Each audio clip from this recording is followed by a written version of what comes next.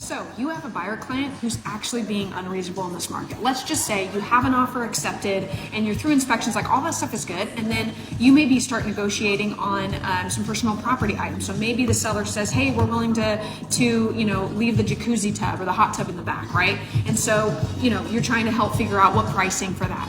And let's say the seller offers a reasonable price for that hot tub in the back. And so you go to your buyer client kind of excited, and you're like, hey, look, they're willing to sell you this hot tub for X amount.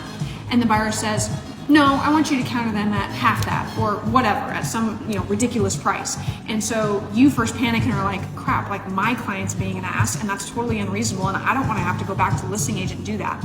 Here's what I want you not to do. I don't want you to go back and throw your client under the bus, because as I've said before, you never want to do that. It's not a good look. So we need to figure out how to reframe that whole situation and present it to the listing agent, the other party, about why you're coming back with this counter, and make it a little bit different frame of reference. So how I would handle that is I would go back to the listing agent and say, hey, thank you so much to the sellers for making a really reasonable offer price for that hot tub.